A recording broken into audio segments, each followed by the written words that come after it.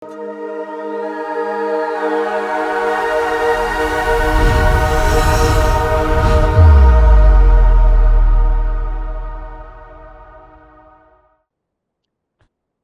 Students, competitive এক্সামে বায়োসায়েন্সে একটা অত্যন্ত গুরুত্বপূর্ণ বিষয় হচ্ছে সেল বায়োলজি। আমি সায়ন্তন দত্ত, আমি দীর্ঘদিন ধরে রাইস এডুকেশনে বায়োসায়েন্স এবং ইভিএসের শিক্ষকতার সাথে যুক্ত।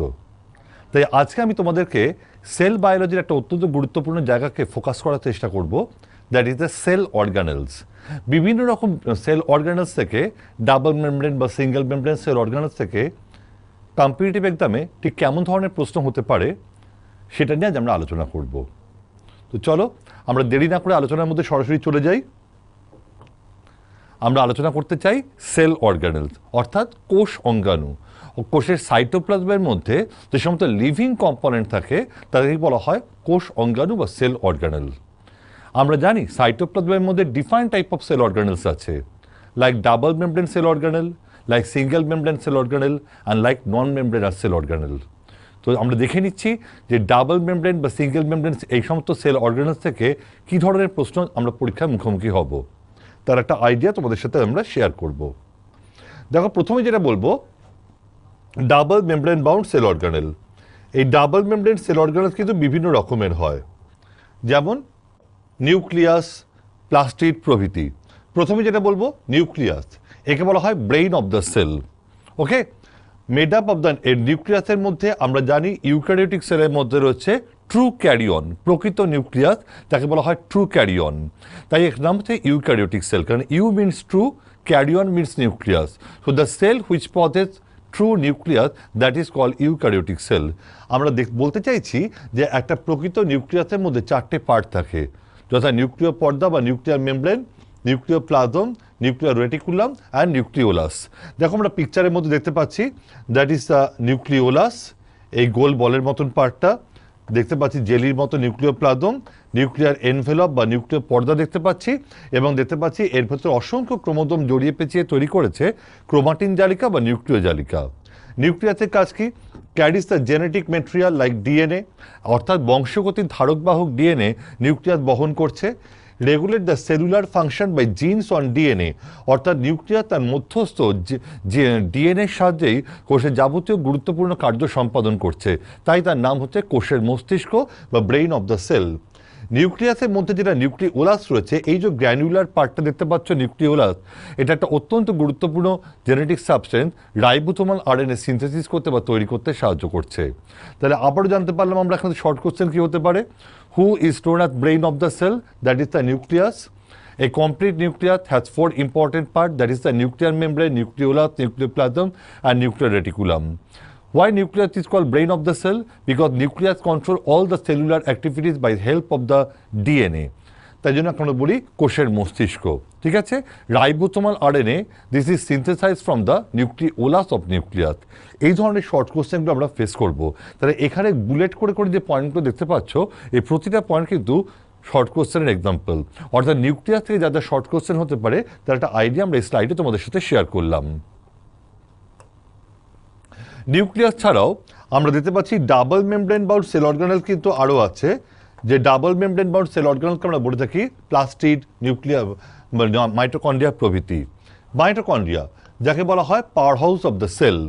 দেখো বলেছে structural features, mitochondria double membranous ওদের limited by two lipoprotein membrane, lipid এবং প্রোটিন দিয়ে তৈরি, এটি একটি দ্বিস্তরীয় পর্দার দ্বারা আবৃত। Inner membrane become folded to form cristae. দেখো আমরা দেখতে পাচ্ছি মাইটোকন্ড্রিয়া অন্তঃপর্দা ভেতরের দিকে ভাঁজ খেয়ে আঙুলের মতো একটা লম্বা স্ট্রাকচার তৈরি করেছে, দ্যাট ইজ ক্রিস্টি। তাহলে ক্রিস্টি জিনিসটা কোথায় দেখতে পাওয়া যায়? Cristae is associated with which cell organelle? Our answer should be mitochondria, because inner membrane of mitochondria form some finger like structure, that is called the cristae. Inner chamber contains the DNA, RNA and ribosome etc. তাহলে আমরা দেখতে পেলাম apart from nucleus, DNA, RNA also present in the mitochondria. Oxysomes are present on cristae. দেখো আমরা ক্রিস্টির গায়ে কিছু ছোট ছোট দানার মতো অংশ দেখতে পাচ্ছি। এই যে দানার মতো অংশগুলো আমরা দেখতে পাচ্ছি, এদেরকে আমরা বলে থাকি অক্সিজোম। এর কাজ কি? প্রমোট সেলুলার রেসপিরেশন, কোষের শ্বসন কার্য পরিচালনা করছে এবং এটিপি সিনথেসিস করতে সাহায্য করছে। দেখো এটিপি তোমরা ছোটোবেলায় লাইফ সায়েন্স বইতে পড়েছো, এর ফুল ফর্মটা হচ্ছে অ্যাডিনোসিন ট্রাইফসফেট। তাহলে আউট অফ রেসপিরেশন মাইটোকন্ড্রিয়া আমাদের শরীরে এটিপি তৈরি করতে সাহায্য করছে, এনার্জি জেনারেট করতে সাহায্য করছে, তাই তার নাম হচ্ছে কোষের শক্তিঘর বা powerhouse of the cell. তাহলে যতক্ষণ পর্যন্ত আমাদের শ্বাস প্রশ্বাস চলছে ততক্ষণ পর্যন্ত mitochondria out of this respiration ATP generate করে আমাদের লাইফ সাপোর্টিং এনার্জি প্রোভাইড করছে। মাইটোকন্ড্রিয়ার পর আমরা আরেকটা double membrane bound cell organelles নিয়ে কথা বলবো, that is the plastid. What is plastid? দেখো বলতে প্লাস্টিড তিন রকমের হয়, যথা ক্লোরোপ্লাস্ট, যাকে আমরা বলি sugar factory of the cell, আমরা রয়েছে ক্রোমোপ্লাস্ট অ্যান্ড লিউকোপ্লাস্ট। তাহলে আমরা দেখতেই পাচ্ছি প্লাস্টিড,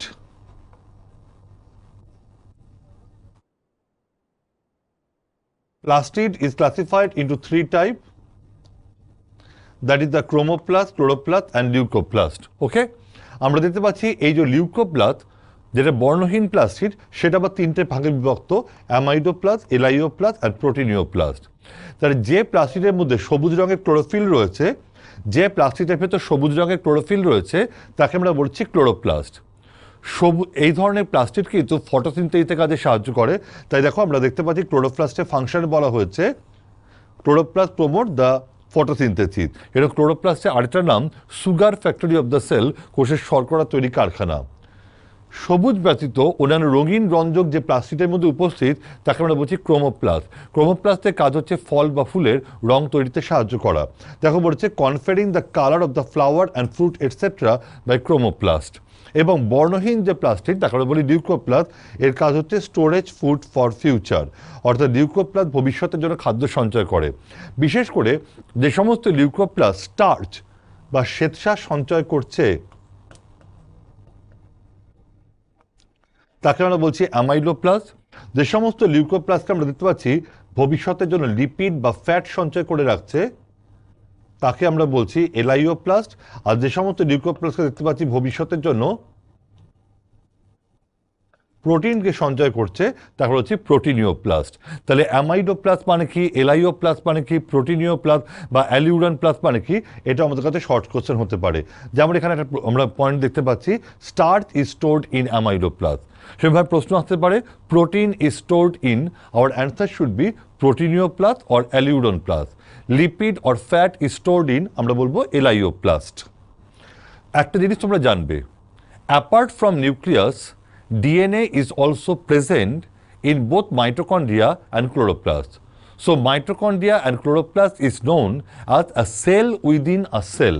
কোষের মধ্যে আরেকটা কোষ বলা হয় মাইটোকন্ড্রিয়া আর নিউক্লিয়াসকে, because they are semi autonomous, just because presence of the DNA inside it. Next আমরা বলবো single membrane bound cell organelle. Double membrane cell organelle nucleus, mitochondria, plastid থেকে কেমন শর্ট কোশ্চেন হতে পারে সেটা আইডিয়া তোমাদেরকে শেয়ার করলাম। এবার তোমাদের জানাবো single membrane bound cell organelle. প্রথম যেটা বলবো গলগি বডি। গলগি বডি আরেকটা নাম traffic police of the cell.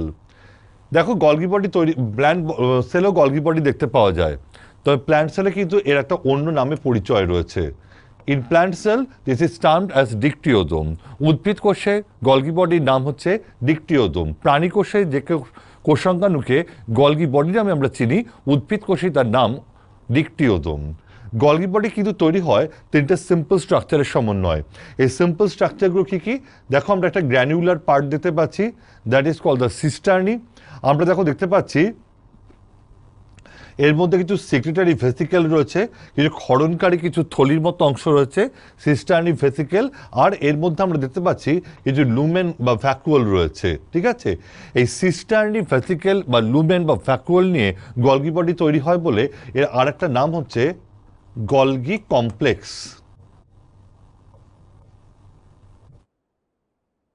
এটাও প্রশ্ন হতে পারে, cisternae, vesicle and vacuoles are associated with which cell organelle? Your answer should be Golgi body.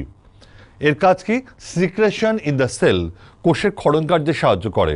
অর্থাৎ বলতে পারো আমাদের শরীরে বিভিন্ন এনজাইম গ্ল্যান্ড থেকে যে এনজাইম সিক্রেশন হয় বা এক্সোক্রাইন গ্ল্যান্ড থেকে যে হরমোন সিক্রেশন হয়, এই সিক্রেশনের ফাংশনটা কিন্তু গলগি বডি কন্ট্রোল করছে।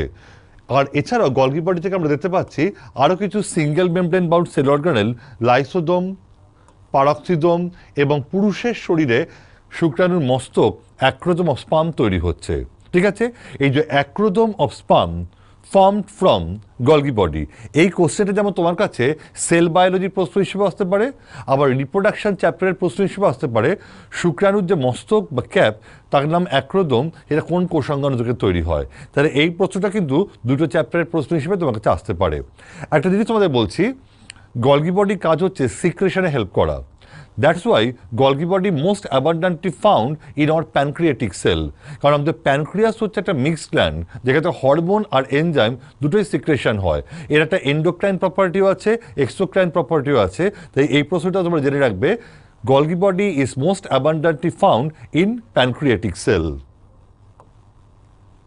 নেক্সট দেখো আমরা বলবো আরও কিছু single membrane bound cell organelle, lysosome. এইমাত্র আমরা জেনেছি lysosome form from Golgi body.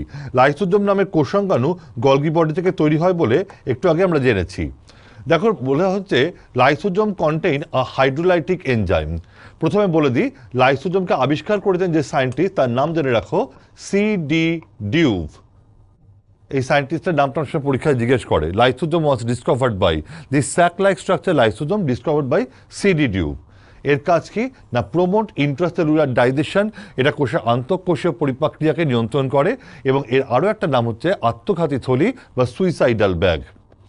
Endoplasmic reticulum, আমরা দেখতে পাচ্ছি প্রাণীকোষের নিউক্লিয়াসের খুব কাছে কিছু এন্ডোপ্লাজমিক রেটিকুলাম রয়েছে। ওকে, এই এন্ডোপ্লাজমিক রেটিকুলাম কিন্তু দু রকমের হয়। দেখো নিউক্লিয়াসের খুব কাছে আমরা কিছু এন্ডোপ্লাজমিক জালক দেখতে পাচ্ছি, যার গাটা হচ্ছে মসৃণ, তাকে আমরা বলি স্মুথ এন্ডোপ্লাজমিক রেটিকুলাম বা শর্টে বলবো SER।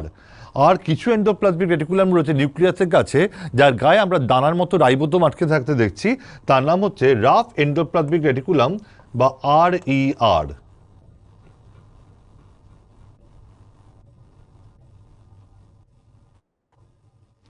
তো এই এন্ডোপ্লাজমিক রেটিকুলাম তাই বলা হচ্ছে this is two type, that is the SER and RER। এর কাজ হচ্ছে ফরমেশন অফ সাইটোস্কেলিটন, সাইটোস্কেলিটন গঠন করতে সাহায্য করে। এবং RER অর্থাৎ রাফ এন্ডোপ্লাজমিক রেটিকুলাম, যার গায়ে রাইবোসোম দানা আটকে রয়েছে, এটা প্রোটিন তৈরি করার কাজে সাহায্য করে। এবং SER অর্থাৎ স্মুথ এন্ডোপ্লাজমিক রেটিকুলাম, এটা ফ্যাট তৈরি করার কাজে সাহায্য করে।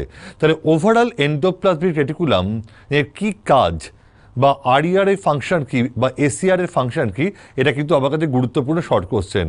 বা what is the full form of RER, what is the full form of SER, আমরা জানতে পেরে গেলাম। নেক্সট দেখো আমরা যেটা বলবো, single membrane cell organelle, vacuole. এই ভ্যাকুওলের ক্ষেত্রে আমরা জানতে পারছি ভ্যাকুওল কিন্তু একটা একক পর্দাযুক্ত কোষাঙ্গাণু। আমরা দেখতে পাচ্ছি বিশেষ করে ভ্যাকুলসের সংখ্যা সবথেকে বেশি দেখতে পাওয়া যায় প্ল্যান্ট সেলে। এটা একটা cytoplasmic cavity containing the cell sap, অর্থাৎ এটা একটা সাইটোপ্লাজমের মধ্যে অবস্থিত একটা ছোট্ট একটা গহ্বরের মতো একটা প্রকোষ্ঠ, আর এর মধ্যে একটা জলীয় তরল রয়েছে, যে জলীয় তরলকে আমরা বলছি সেল স্যাপ। মনে রেখো, the watery fluid inside the vacuole, that is called the cell sap. আর যেহেতু এটা সিঙ্গেল মেমব্রেন, তাই মনে রাখবে এর বাইরে যে আবরণটা রয়েছে, দেখো আমরা পিকচারেও দেখতে পাচ্ছি, এই আবরণটার নাম হচ্ছে টোনোপ্লাস্ট। তাহলে membrane of the vacuole is called tonoplast and the watery fluid inside the vacuole is called cell sap. আর এই ভ্যাকুওল কোষের জন্য প্রয়োজনীয় কিছু ফুড বা পিগমেন্টকে স্টোর করে রাখে। অর্থাৎ যাবতীয় সেলুলার ফাংশন চালানোর জন্য যে ফুড বা পিগমেন্টের প্রয়োজন হয়, সেটা ভ্যাকুওল তার সেল স্যাপের মধ্যে স্টোর করে রাখছে বলে ভ্যাকুওলের অন্য নাম দেখতে পাচ্ছ, storehouse of the cell. Next point তোমাদের বলবো পারক্সিজোম। এটাকে বলা হয় safety valve of the cell. এটাও কিন্তু একটা ছোট্ট স্যাক বা থলির মতন স্ট্রাকচার। একে আমরা উদ্ভিদের সালোক সংশ্লেষকারী কোষে পাচ্ছি এবং প্রাণীদের যকৃৎ এবং বৃক্কের কোষে পাচ্ছি। তাহলে পারক্সিজোম নামের কোষাঙ্গাণুর অস্তিত্ব প্ল্যান্ট সেলে কোথায় দেখতে পাওয়া যায়, অ্যানিমাল সেলে কোথায় দেখতে পাওয়া যায়, আমরা জানতে পেরে গেলাম। প্ল্যান্টের ক্ষেত্রে উদ্ভিদের ফটোসিনথেটিক সেলে, প্রাণীদের ক্ষেত্রে তাদের লিভার অ্যান্ড কিডনি সেলে। এর মধ্যে একটা অক্সিডেটিভ এনজাইম রয়েছে। এটা একটা অত্যন্ত গুরুত্বপূর্ণ ফাংশন এক্সিকিউট করছে প্ল্যান্ট বডিতে, দ্যাট ইজ কল আলোক শ্বসন বা ফটো রেসপিরেশন। এছাড়া আরও একটা ইম্পর্টেন্ট ফাংশনও করছে, control the metabolism of H2O2। তুমি খেয়াল করে দেখো, এখানে আমরা দেখতে পাচ্ছি পারক্সিজোম হাইড্রোজেন পারক্সাইডকে ওয়াটার এবং অক্সিজেনে কনভার্ট করছে। সেলের যাবতীয় সেলুলার ফাংশন চলতে চলতে সেলের মধ্যে একটা বিষাক্ত পদার্থ তৈরি হয়, that is the hydrogen peroxide. এদিকে সেলুলার অ্যাক্টিভিটিস চলছে, ওদিকে হাইড্রোজেন পারঅক্সাইডের কোয়ান্টিটি কিন্তু একটু করে বাড়ছে।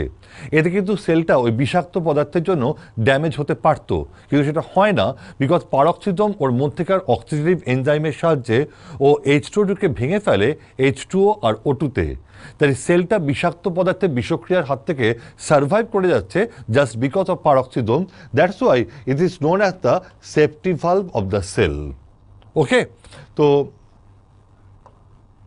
আমরা এই রকমভাবে বিভিন্ন define type of cell organelles থেকে কী ধরনের প্রশ্ন হতে পারে, অর্থাৎ মাইটোকন্ড্রিয়া থেকে, প্লাস্টিড থেকে, বা বলতে পারো লাইসোজোম থেকে, বা গলগি বডি থেকে, বা তোমার পারঅক্সিজোম থেকে, বা এন্ডোপ্লাজমিক রেটিকুলাম থেকে, এই ইম্পর্টেন্ট সেল অর্গানেলস থেকে কেমন প্রশ্ন হতে পারে তার একটা আইডিয়া তোমাদের সাথে এখানে শেয়ার করলাম। আশা করি তোমরা সবাই বুঝতে পেরেছো এবং এই সমস্ত টপিক থেকে পরীক্ষার প্রশ্ন আসলে আমার বিশ্বাস তোমরা নিশ্চয়ই অ্যান্সার করতে পারবে।